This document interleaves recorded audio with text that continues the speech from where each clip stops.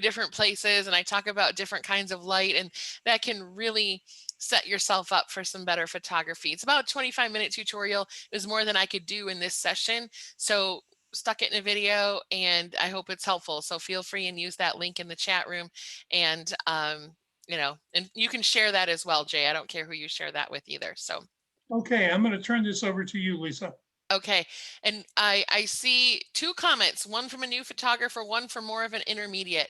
Jay, what would you like me to do? Because I could switch gears really quickly and talk about, I don't know, high key photography. I could talk about, let me just think through my repertoire for a minute. Let me look at my list. So I've got, I could talk about understanding your histogram better, manual settings we probably don't need. We could do an abstract session, which is really fun. We could, I don't know, do any of those resonate with anyone? Or Instagram.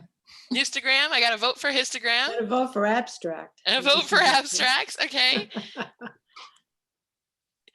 Jay and Alan, you're going to have to tell me what you want. Yeah, tell me what you want. And type your, I see Marie says basics. We do have a diverse group here. How about if you kind of just review the basics and then go into some things a little deeper? All right, let me think what that would look like. Okay, I'm good, but I want to make sure whatever I do is cohesive. So how about this? If we have a few, let me think. Okay, here's what I think. For the brand new photographers, the link that I gave you will give you some really helpful information. What I can then do, I'm just thinking on my feet here because I want to accommodate everybody as best I can. What I can do is, all right, so Jay, I don't want this shared with everybody, but how about this? It will be a testing grounds. You guys can give me feedback on this because this is a brand new set of recordings that I put together for manual focus. Nobody has seen it yet. Nobody except my eyeballs, and they're pretty tired. So I could send you that information, Jay, and you can distribute it to your group. If you guys want to look at that in your spare time for the newer photographers, it would really help me understand, and email me back some feedback about, did this make sense? Was there something you still really struggled with? And that'll be a good kind of little mini beta test for me because I haven't released it to the public yet. How about that for the newer ones? It's a two-part series and moving towards manual settings from shooting on auto. Does that sound plausible to address your needs? That sounds like what we were talking about for next month, but let's go ahead and go. Okay, all right, we can try that. And then for the intermediate to advanced, how about, I see some composition stuff, and how about, have I done the new nature photography stuff for your group, Jay, yet? I don't think I've done that, have I? No, you haven't. Okay, so I haven't done that, and I haven't done high key for wildlife and nature, which you guys in Florida Well, have a lot of. High key, you did it last year. I did high key. Never mind. Thank you. I can't keep straight anymore. Well, then how about we go into, now we're narrowing it down to abstracts. And all right, you know what? I'm going to do abstracts because it ties in a little bit with what we would do for the new nature photography in a few ways.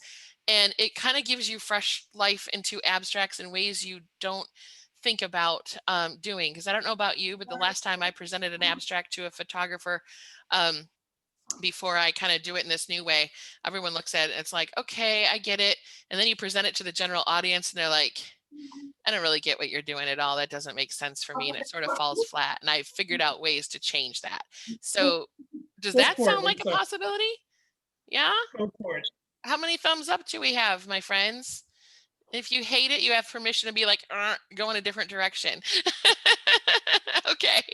All right, let's do abstracts here, and give me just 1 minute. I'll pull that slide up, and this is fun. It's like we're gonna do something different. So let me grab that PowerPoint here. Love your flexibility. Hey, thank you so much. I've got 10 toes for a reason. I've got to be on them. So we're going to do abstracts. We're going to have fun. So as I pull this up, Bear with me here. Let me get the other one, then I'm going to share my screen. And we should be off to the races. Okay, so there we go. I'm going to put this up, switch this around, and I still welcome your chats in the chat window. So as we go along, for anybody that hasn't been in a presentation of mine before, I'm just setting it up. I have two different screens that I work off of here, but I really do welcome that chat conversation and keeping that going. So let me make sure I can see it all. And hold on. Sorry, guys, I'm just clearing out my screen. All right, so there we go. So now I have, all right, I think we're in business here. And there's a couple people in the waiting room too as well, Jay, just for whatever that's worth. And all right, let me try this one more time. Let me share again, switch that I around. can't see the waiting room now. Oh, you must have made me the total host. Okay, well, let me handle that here. 1 second. You're putting me through my paces, Jay. I guess so. It's a bad All day for everyone. All right, so there we go. I think we should be in good shape with the new folks coming in the room. And all right, I think now we're good to go. Okay. Woo, we did it. So in that chat room, my friends, please, please, please feel free and chat with me. I really like to see what you have to say. I keep it up on the screen so you can type notes to me anytime, and we will go ahead with photographing abstracts. And then for those who are new in the room, I'm going to put a link in the chat room, and welcome for those that are new. You can click that, and that will give you a link.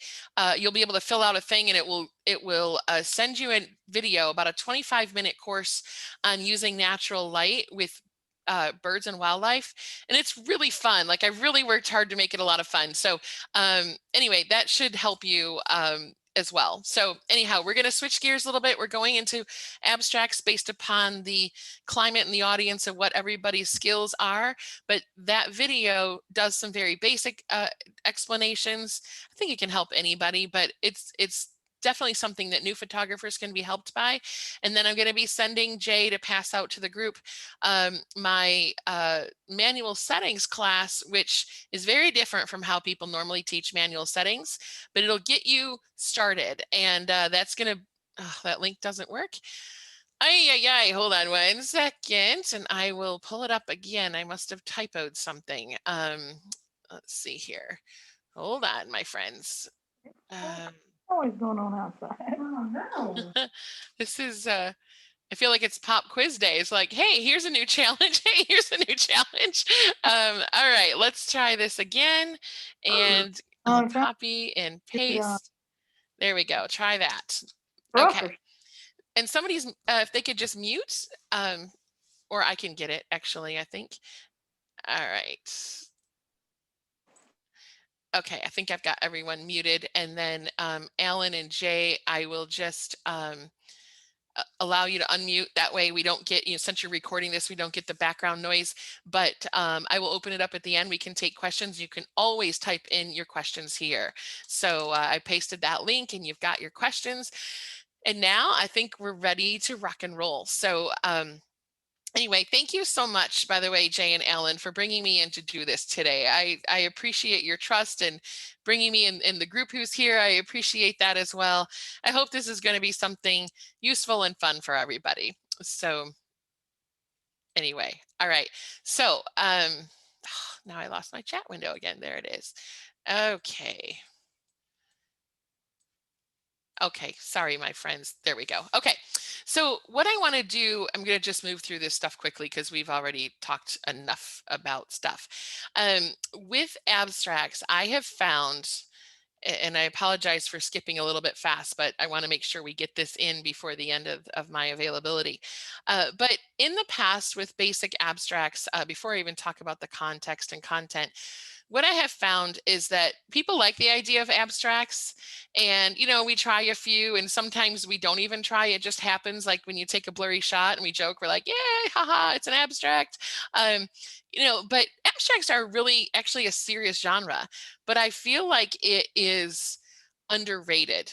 It's like, okay, you see workshops in the Galapagos and tours in Africa and, tours in Antarctica and, go to Florida and photograph the birds or, wherever you see all these tours for these things. But I haven't ever seen a tour on you can get the best abstracts ever with so-and-so's tour, right? Like abstracts just sort of are this off in the corner, sort of relegated to when there's nothing better to do, you shoot abstracts, or it's sort of a impromptu thing. Oh, I'm going to create an abstract. But I think it's serious. I think there's things that we can really do that are beautiful with abstracts. And I'm going to talk about the how and the why, and then also some reasons why people don't initially resonate with them. And, and I've even heard photographers say, well, people don't like abstracts because they can't relate to them.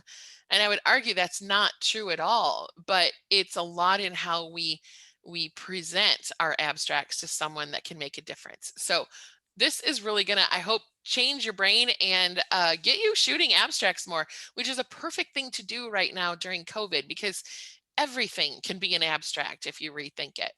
So anyhow, we're going to talk about a few things. We're going to do abstracts that reduce or remove the context. That's the definition of an abstract, is something that's a photograph that reduces or removes context. You don't have to remove all the context, but it needs to kind of be a really different way of looking at something, or when people take a look at it, it sort of takes them a minute to figure it out.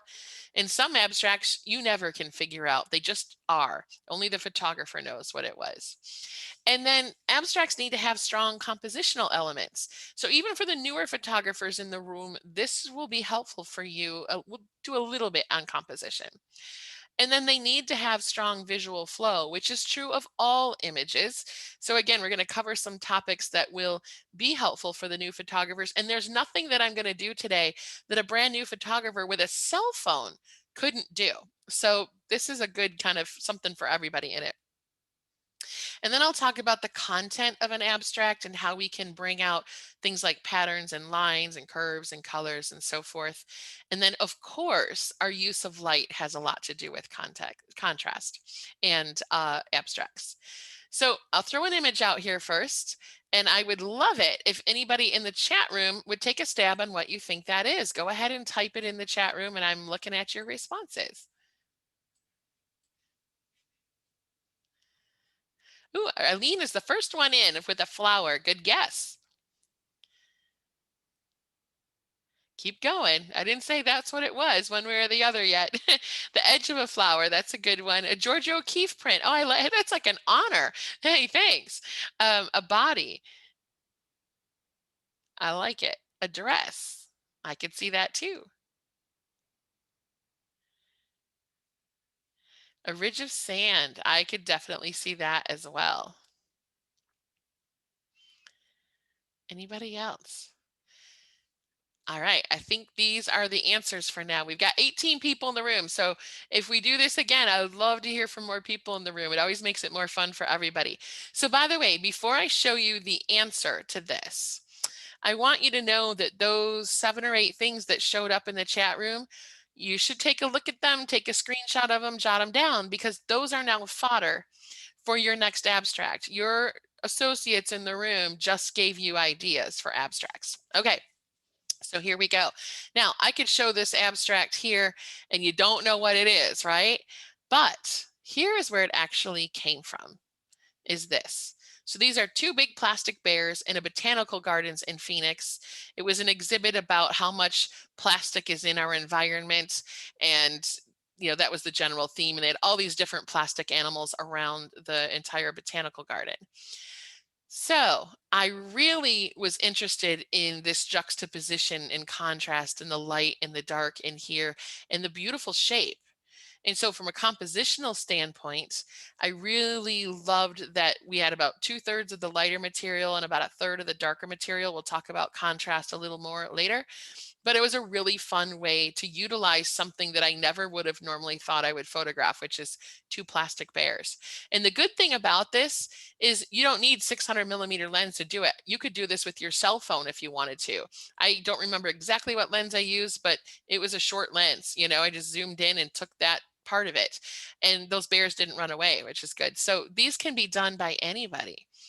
And then the cool thing about this too is you can start to flip them. You can add, redundancy, take the same image and just flip it upside down. You get an interesting look. So if you're hanging that on your wall, that could be really interesting. Or flip it the other way and you get a completely different look. Or you could mix and match them in different ways. But abstracts have a lot of potential and a lot of flexibility with how you use them.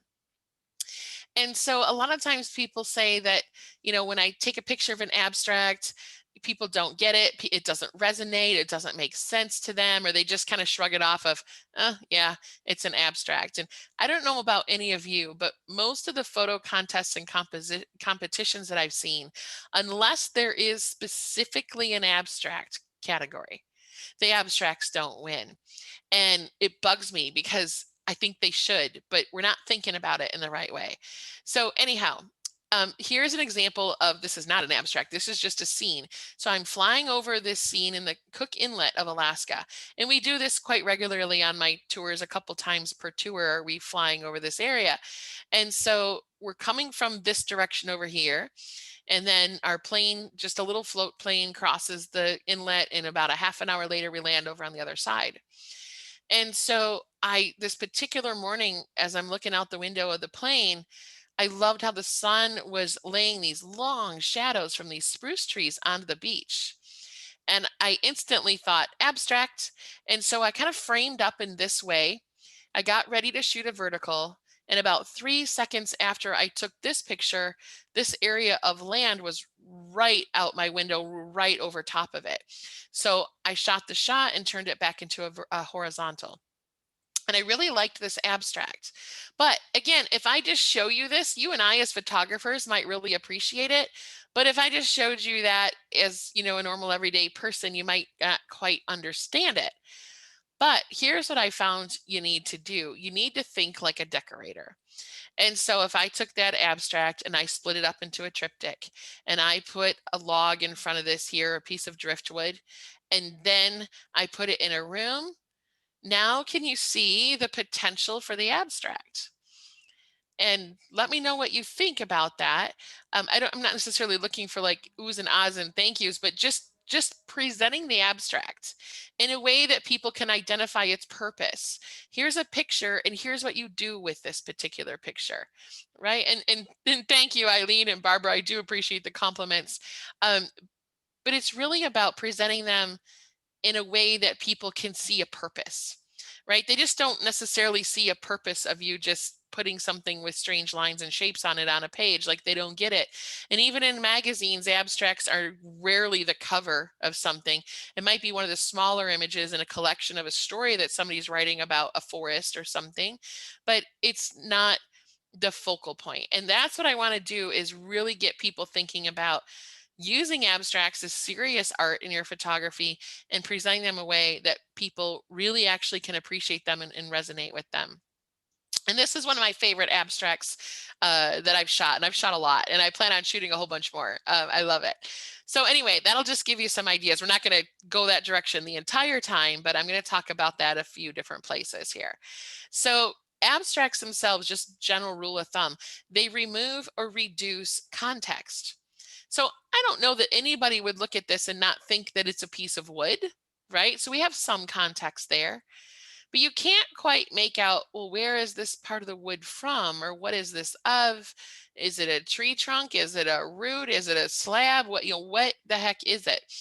And so I'm going to show you where this came from. Pay attention to the color here, this orange and kind of yellow green color.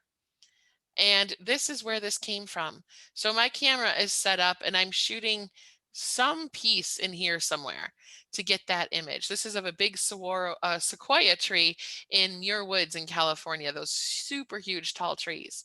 And this one, I think, had a lightning strike, so the inside was all burnt out, and it just created this great, wonderful lovely texture to play with for an abstract. So I'm always looking for interesting texture and lines and contrast and all that. And we'll talk about that more. But this was green. And I think like an interior designer, I used to have 15 years, I worked as a floral designer. And a lot of that time I worked in interiors in high-end homes in Michigan. It would make big permanent pieces, floral pieces for those interiors. And I'd work with interior designers to do that. And so in this case, looking at this, I'm thinking, well, some people might have this sagey, mossy green color in their house, but other people, excuse me, are going to have maybe browns or oranges. And I'm also looking at current trends like colors of the year. Like the 70s are kind of coming back in. So we're seeing some of those with the more of those autumn harvest colors and some of the greens coming back in. And so I try to pay attention to that too. So this moss or lichen or whatever it is on this trunk, I just changed the temperature and hue a little bit of it to bring out more of those colors so that I could have, a green version and also a brown version. So this could go in more homes, right? Depending on the color palette in the home.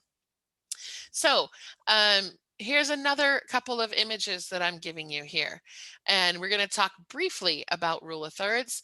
But these two images, these abstracts, are made from that original bear image. So I added some texture.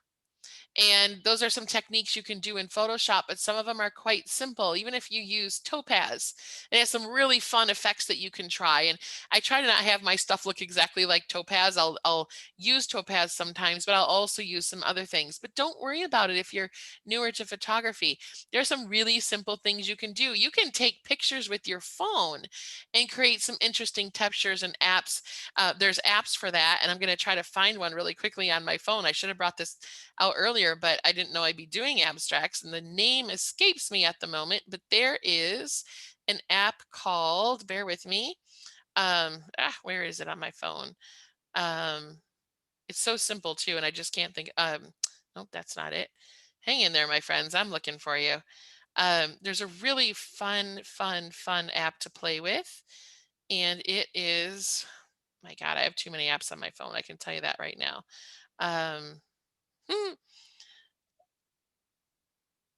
All right, I cannot find it at the moment. It's in here, but there are some, God, why can't I find it? It's so simple. It's not water something, but oh my gosh, it's just got to be right in here. I know I'm staring at it and can't see it, the forest for the trees here, but there's an app that you can use that is really simple on your phone. One of them I love, and this isn't it, but one of them that I love is Snapseed. And that's a processing app. You can kind of clean up your pictures and sauce them up a little bit.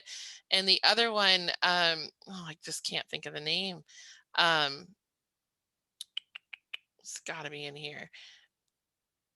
The other one is gone. I just can't. I don't know what happened to it. It's on my phone somewhere and I'll probably find, oh, no, that's not it. Sorry. There's another one called Bluristic, but that's not it. There's apps that you can do to have different artistic effects on your images. I'm sorry that I can't remember it off the top of my head, but try some. I mean, you can go online and find some. There's fun ones to try. And that can take cell phone pictures, kind of art them up a little bit and create some interesting abstracts that way. I am not necessarily a fan of always being a purist with abstracts. I have everything from purist out of the camera stuff to stuff I've really played with. Doesn't matter to me. That is okay for my particular use of abstracts. But this is that bear image and I just added a texture and it looks really, really cool. And I also changed the color in this one. So I did also include some rule of thirds, and we're going to talk about contrast in a little bit, but in this rule of thirds, notice that I put right in the intersection. This is called a rule of thirds, and we organize our compositions around them for newer photographers that might be new to you. And one of the things that you do, in addition to use the rule of thirds as a guideline for horizons or, water lines or what have you, is the most interesting part of an image you typically will put in this PowerPoint, the area where these lines intersect, and you can pick any one. Sometimes you have a primary and a secondary, or in this case, a primary and a secondary, but you usually put your most interesting part of your image or your main subject, something like that, in that little intersection here. And visually, it's just more appealing. So even in abstracts, this rule of thirds still applies. And so in this example, I'm going to put the rule of thirds on it here for a minute.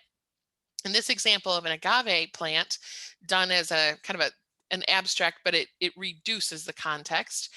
I actually have the PowerPoint here in the dark area, because when you actually look at this image, that's primarily where your eye goes first. In this dark area, it's unusual for me to do that, but I did it in this case.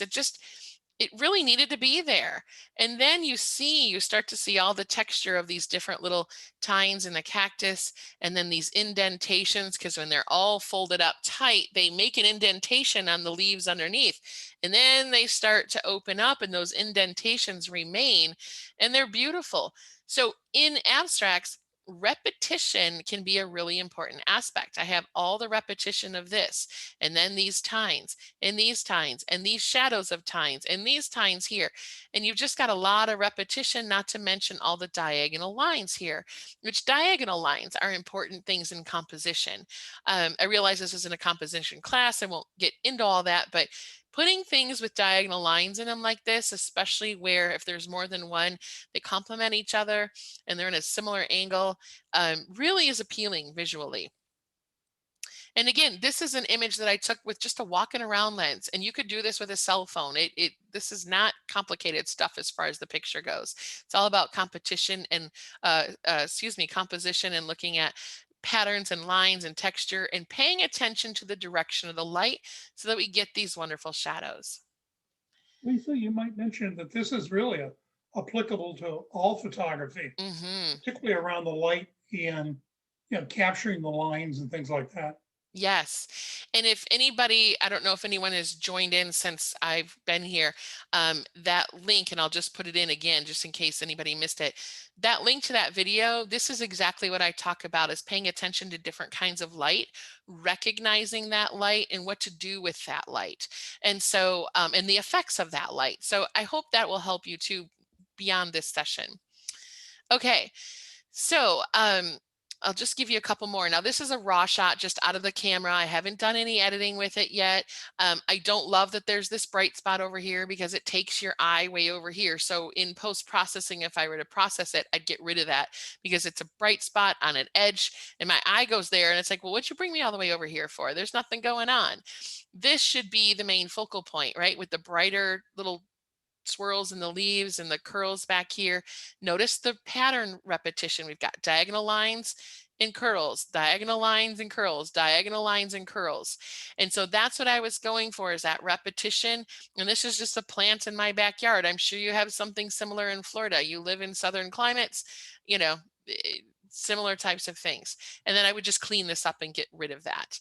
And maybe this too, although I'm not convinced yet. But anyway, that's just the raw shot. I haven't done craziness with it. But the rule of thirds still applies. I have this in this PowerPoint and this in that PowerPoint. So if I take that back, you're getting, your eye goes here and your eye goes here, and it all makes sense for people visually. That's just a really strong element. For whatever reasons, our eyes tend to love those things that are in that, organized in that way. Okay. So rule of thirds is included there. And then I have this one. I'm going to back up a little bit. This is, and I won't ask everybody, but this is an abstract from Norris Geyser in Yellowstone. And what I did is I took my 70 to 210 millimeter lens, which is a semi-long lens, not super long, but decent. It's got some zoom to it. I zoomed out. I turned my camera at an angle, right? We never normally do that, right? Especially for the newer photographers, like try to shoot at weird angles. We just, are straight this way, or we go perfectly vertical. This is in between. And I did it because, again, diagonal lines are powerful. People love looking at diagonal lines in images. Abstracts are a very strong type of photography that benefit from diagonal lines.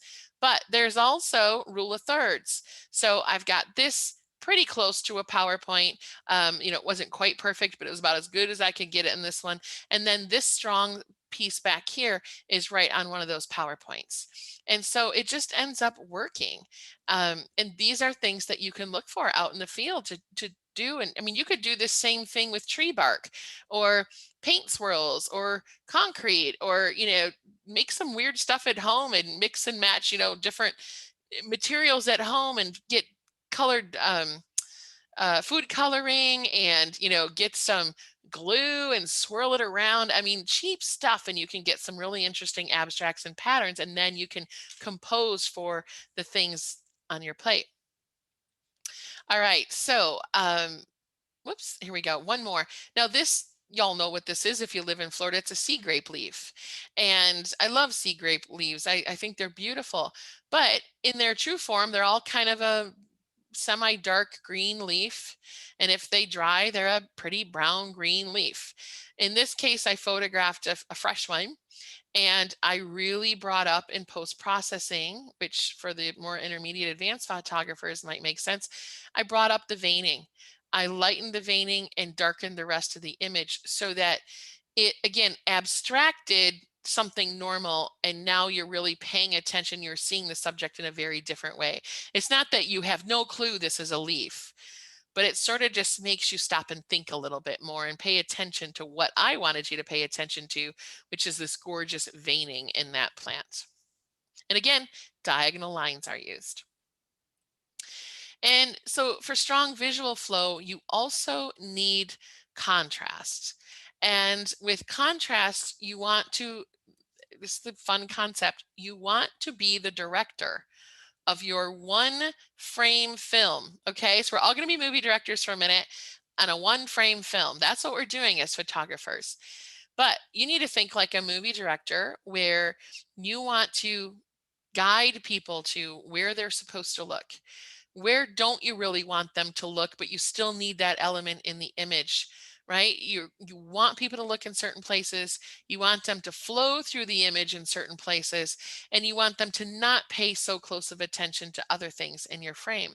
That's a good director. They're directing what's going to happen. They need to see it how you're going to see it. So we're going to do a little exercise together. And what I'm going to do is I'm going to have you close your eyes, all of you. And when I tell you to open, I want you to simply open and look at whatever's on the page. And you're going to pick the shape that you saw first. And you shouldn't think about it. It should be within the first half second of you opening your eyes and looking at that page and picking something. None of it's wrong. I just want to have you pick. And then we'll take a look at it, because I'm going to put some numbers next to each of those shapes, and you'll type to me what number you picked. All right, so close your eyes. I'm going to count to 5. 1, 2, 3, 4, 5. Open. Pick your shape. And then I'm going to put some numbers with it now. All right, there you go. So in the chat room, go ahead and type me the number of the shape that you saw first. And again, there's no right or wrong answer here. All right, I see 4, 4, 5, bunch more 4s, a 3, a 4, a 3, a 4. I'm seeing a trend here. 4, 4, 5. All right, a 3. Good job, everyone. I feel like I got more participation with that. So good job. So in this particular case, most of you picked 4s. And then I saw some 3s, and I think I saw a 5 in there. Yep, I did see a 5 in there. So you mostly picked this one, and then you picked this one and this one. So keep that in mind. We'll come back to that in a minute. Let's do this again. So close your eyes, and I'm going to count to 5, and we'll do it again. So 1, 2, 3, 4, 5. Open. And now I'm going to put the numbers with it.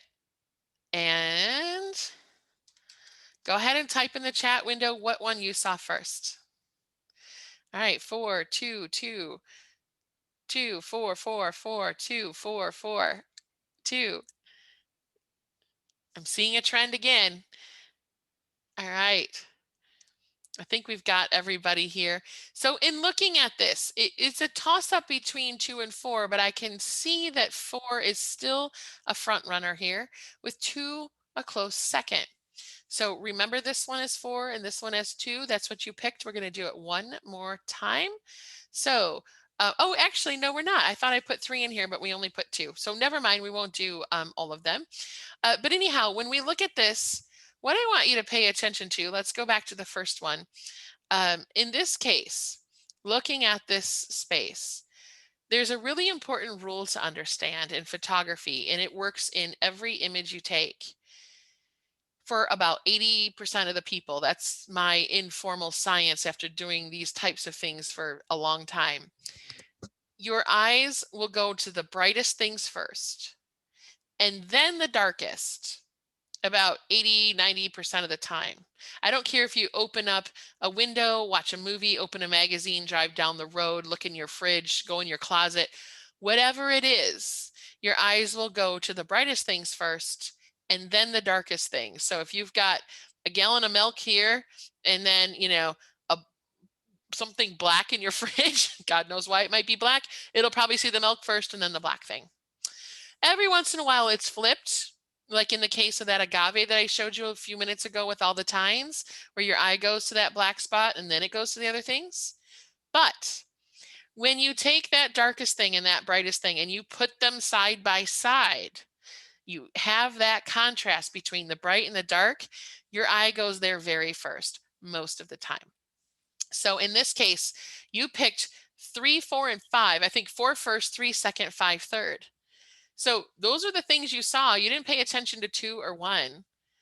And of those, 5 is huge. It's over here on its own. If I took this one out, your eye would go there first and then here. Maybe 3 and then 5. But because I put a shape here that has light and dark juxtaposed, your eye went there very first. Lisa, that also applies to, the wildlife, the habitat, Yes. everything we're photographing. Everything you photo, everything. It doesn't matter what it is. It can be a painting on the wall. The same still holds true. Like I said, anywhere you go, this is like a rule, right? Or a strong guideline. And it doesn't work in every case for every person, but most of the time it will. And I would argue that when we see anomalies, this is just part of what normally happens. And today this was the anomaly. But I bet on any given day, most people, even if they picked 2 today here, probably 80 or 90% of the time, it will follow that similar sequence in every other thing in their world. So knowing that can really help you. And if you want to do the power of contrast, which is a whole entire web class based upon this principle, we can, because it's amazing what you can do with your images and a little tweak here and there to post-processing and a few other concepts. But if you walk away knowing anything else, this will be like lifelong changing for you, this particular exercise. And so when we look at this one, you had picked, right, 4 first, 2 second, and they were pretty close. But a lot of people say, well, 2 is in the middle, or, in the previous one, 4 is in the middle. Well, no, I moved 4 over here in the corner. But when we look side by side, 2 is solid white with black negative space, high contrast center image. But 4 is white box, negative space with black, with another negative, a black square in the middle. This has more visual interest than this does. So your eyes, for the most part, went here. Some still went here, and that's okay. But you're realizing you're ignoring all these other ones because these 2 commanded your attention. And that'll be really, really important to think about. When you go out in the field, I'm digressing for 1 minute, but when you go out in the field and you look at your LCD, squint next time. So you can just kind of vaguely read the stuff or take your glasses off, whatever's easier, squint. And you will start to notice where the bright and the dark is in your image. And if those things are not where your subject should be, where you want your eyes to go for people, then something's wrong. If you've got a rock in the background and it happens to be a bright white rock and it's really not an essential part of your composition, then you need to move so it's not a part of your composition anymore, or in post-processing, tone it down somehow, because that's going to hijack people's vision. And you want to hijack it in the right way, not in this distracting haphazard way. And when I showed you those sticks with the little curly cues, remember how I said this bright thing is off to the side, I want to get rid of that? That's why. So anyway, I hope that helps make sense for all of you. And And positioning can be a part of that, absolutely. But this is just as strong as putting something in the, the right third or what have you. This will contrast, all else different, contrast will pull your eye first, even when it's contradictory, where you want to look somewhere else, your eye still gets pulled by the areas of high contrast. But it doesn't have to be high contrast. It's just relative to what's on the page. So even things like this is an abstract again. And you can look at the whole thing and it's all pretty gentle gray and soft and whatever, but I'm going to bet $1 million that most of your eyes went right here because it's just a little stronger than it is everywhere else. And correct positioning has something to do with it because this is also strong. And I bet you if you look at that image, you notice these things. Maybe you come down here, but you're going to get over here pretty soon because you're like, what is this dark thing over here? And that's what it's doing. It's hijacking your eye. And we can use that tendency in really positive ways in photography. Or if it's not done well, it ends up, throwing people off because you draw their attention to something that's meaningless in the image. All right, so here's another example. This is the same subject, by the way. Light standing one way, light standing the other way. So I'm facing the light now, and this is a plastic sculpture. It's a rabbit this time, not the red bears. And these indentations are not very big. They're probably 1/8 of an inch, maybe a little bit more than that, but not much. Not even 1/4 inch, maybe 1/8 of an inch, 1/5 of an inch, something like that. Not very deep, but I got a close-up lens and I used the light to give me all these shadows. But when you look at it, your eye probably goes right in here first. And then it starts to move around and might go over here. And this is actually, again, how your eyes work. And focus will also have something to do with that. You put something in focus and your eye's going to go to the focused stuff most of the time, unless you have something really strong somewhere else that's hijacking their eye more. Typically, all else being even, they will go to the focused parts first. So this is the most focused part that tends to pull their eye. And then also I put lots of contrast here, but it creates an interesting abstract in the process. Is that making sense for people so far? Any questions on that? You can type your questions in the chat room if you like. And while you're doing that, here's one more example. So this is an intentional camera motion, it's tile shot, shooting on a slow shutter speed and moving my camera back and forth intentionally while the shutter is open. So you get this kind of blurring effect. And thanks, Kristen, I appreciate that. I hope this is making sense for everyone. But when you look at this, I am pretty positive, I'd bet money on it, that most of you saw this part first and then this. So this is one of those flipped scenarios where your eyes go to the darkest thing instead of the brightest thing first. Some of you might go up here and that's okay. It's not a test. And if you fail, it's wrong. It's tendencies. But when we see this, you have to look close. But do you notice how there's a little teeny white line along the top of that dark? That adds contrast. That little teeny subtle white against the dark adds contrast, and that pulls your eye in. And then this does as well, but there's not as much contrast as this, even though the light part is so thin. But this just gives you an idea of what's pulling your eye around an image in addition to, ooh, pretty picture of a flower or a bird or whatever. This kind of stuff is, it's like arranging the magnets in such a way so you can have people move around your image, and the strongest magnets need to be positioned in the right places for you to have an image with impact. Even this here, this is an abstract of Yellowstone again, and one of the formations there, the rock formations. And I'm pretty positive that, yes, this is a big, I'll call it a light thing. It's not pure white, but a big light thing and a big dark thing. But your eye probably quickly goes to this line right here. It might notice this, but this line here is the magnet. It's that juxtaposition of light and dark, and that's what gets you there.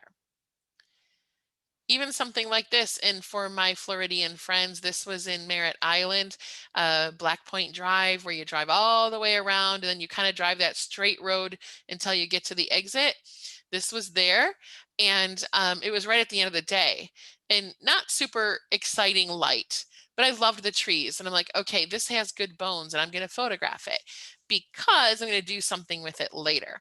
And I photographed this here and then these as well. I just really liked the look.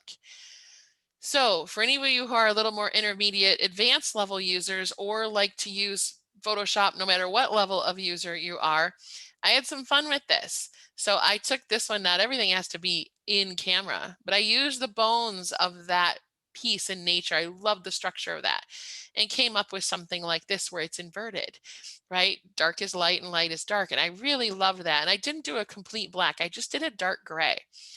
And then I also flipped it and I did a high contrast scenario where we did white and black. I call this Treatum. And it was a really pretty diptych, meaning two, side by side. I really enjoyed that.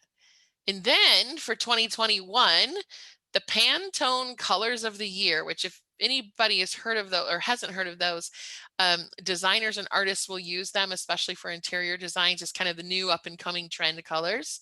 And usually there's only one. Like 2020 was sort of a navy-ish blue, a little bit lighter than navy, but navy blue for all practical purposes. And gold was the next common color. But in this case, we have yellow and gray, which is the first time ever that Pantone Color of the Year has been two colors. So I did it in this one. And there's lots of different ways that you can take these bones of your images and create abstracts and then do stuff with them. And I inverted this one too, just to see how I liked that. And I decided to go with this interior. So I do a lot of work with interiors. This is not yet sold. I just did this the other day, and I'm redoing my website, but you can see how these, non-traditional things still bring in nature, which is my primary goal. I love nature. I've loved it since I was an 8-year-old kid, even before that, well before that. But I did photography since I was 8. But kind of translating these in different ways, I like to think of these types of images like the tree back here as having good bones. This image has good bones to it. And for me, it's just like those old home shows that you watch and they renovate and they talk about, well, the house has really good bones. That's how I see these images, is they have really good bones, but you can't always be in this spot at this moment in time to get that perfect in-camera shot. But if you see the potential, you can start to translate it in different ways and really utilize trees in ways that get trees into people's homes that, that photo would have never normally accomplished. And thank you, Barbara.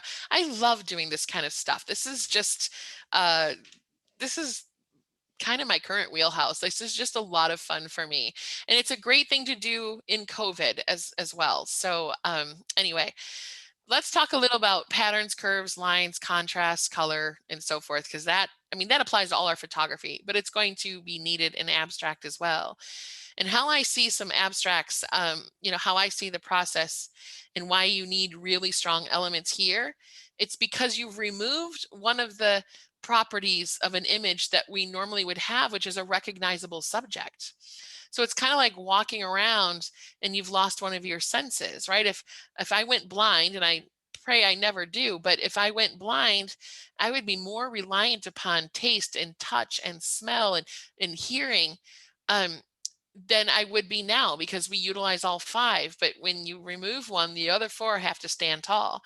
And that's kind of what happens in an abstract. You remove one thing, the obvious subject, and people have to sense it in different ways, and the other senses have to come to the surface. So that's why these things are so important. They're not unimportant in any photography though, but we're really going to rely on them for abstracts. So again, patterns, curves, lines, contrast, color, focal points.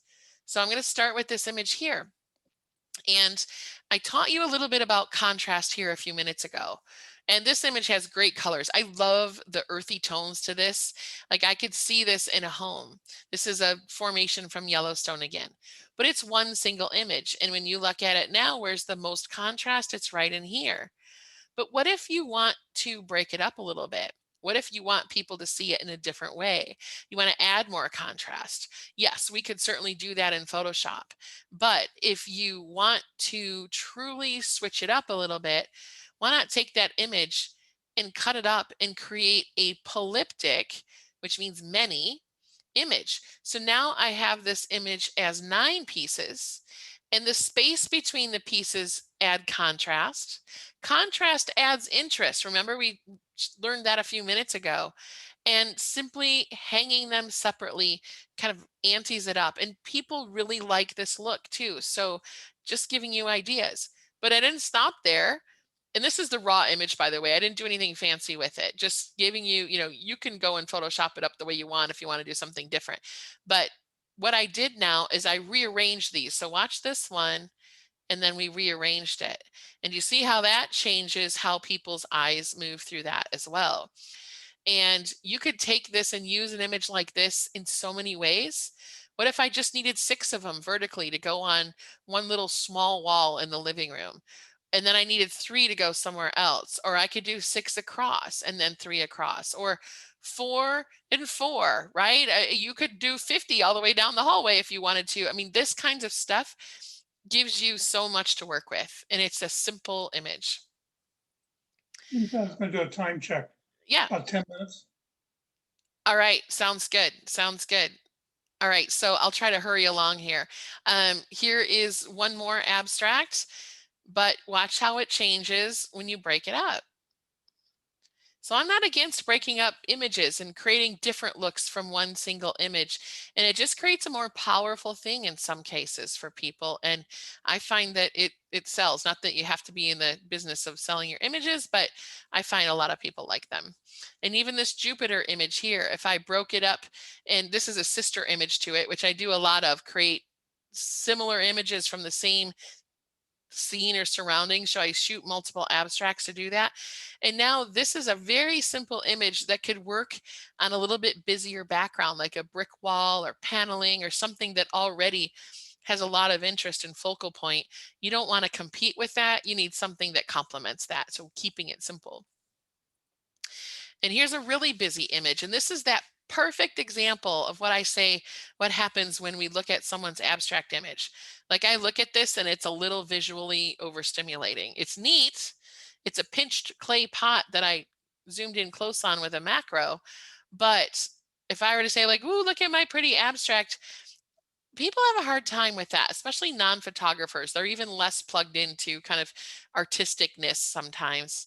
But if I were to show them to them in a situation like this, where they understand, I also broke it up so it's a little less visually stimulating, then it can start to make sense for them. It's like, oh, this is something that I would put here. Oh, I love the colors in that. And they start to completely change their mind. Whereas, whoops, this was sort of like, I don't know. So it's like abstracts become too much of a raw material for some people. So anyway, that's what I have discovered. And if you want to have an abstract that has like all the ingredients, it would be this one. I'm flying over a desert area of Arizona that's agriculture that's been plowed for the year.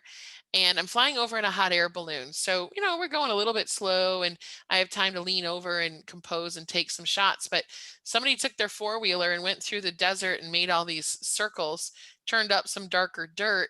And then the sun was also really, really low in the sky. So you get this wonderful side light that creates these highlights and shadows. You've got leading lines coming in. You've got the repetition of patterns. You've got contrast. You've got texture.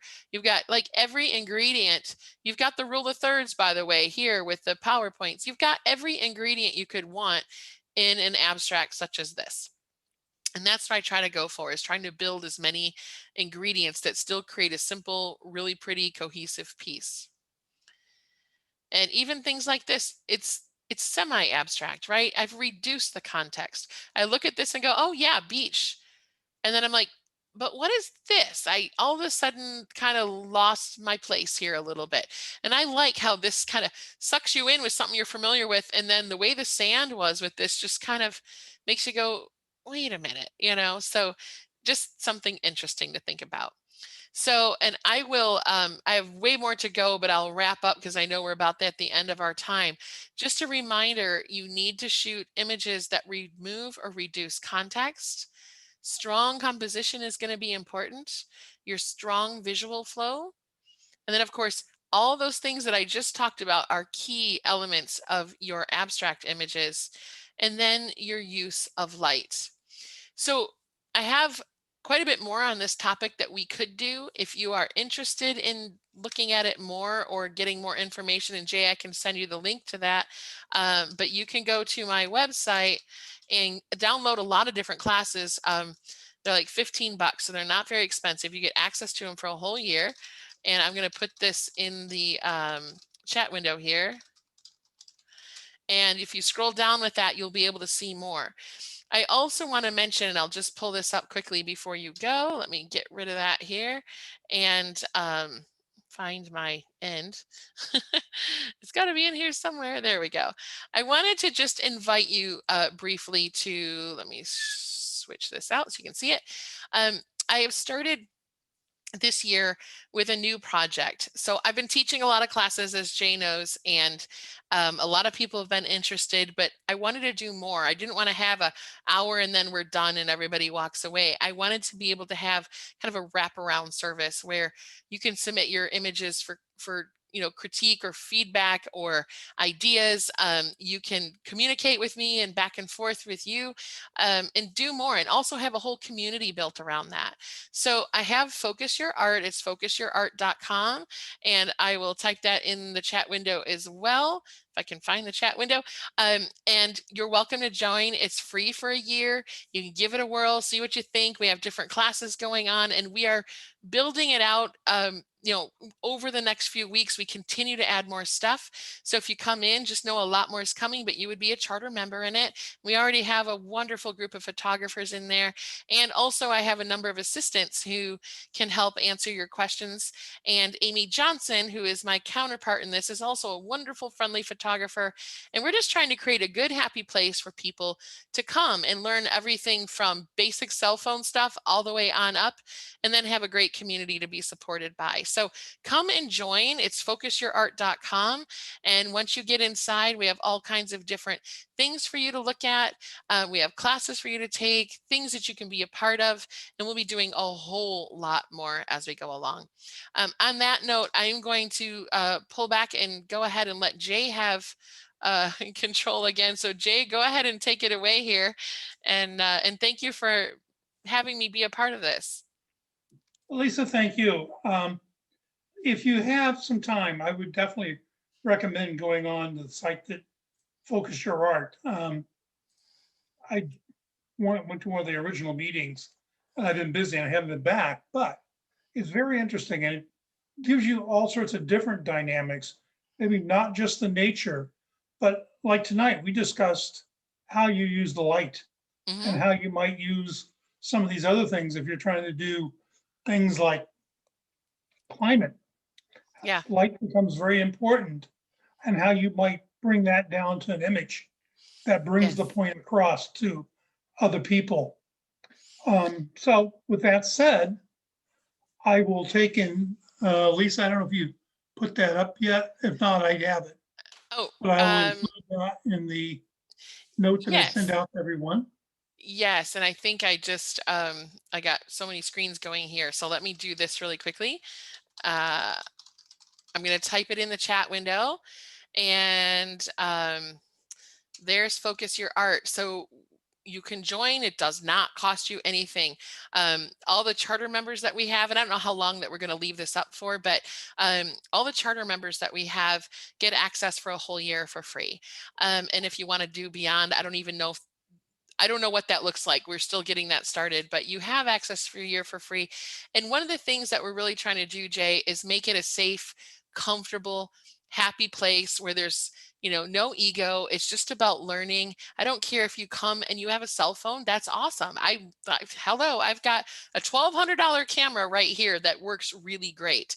And so that is not where we're at. We're not about, having to be crazy, advanced in photography. However, if you are, come along, because we have people that would love to hear from you and your opinions. We have people going, I want to buy a new camera and I would love your advice on that. Or what are you thinking about the new Canon R5? I mean, the community is really what this is about, and supporting other photographers. So that's what we're doing. In addition to classes, of course, we're trying to do a whole bunch more. So. Again, thank you for presenting, Lisa. You're welcome. Thank you all for attending. You're Hopefully welcome. we all found some nuggets of gold. I know so. I found one or two. And with that, have a great evening. Thank you so much, everyone. Really appreciate it. Happy New Year. And Jay, I'll talk to you soon. We will. All right. Thank you, everyone. Thanks. I see you in the chat room too. Y'all take good care and I'll talk to you soon. Good night, everyone.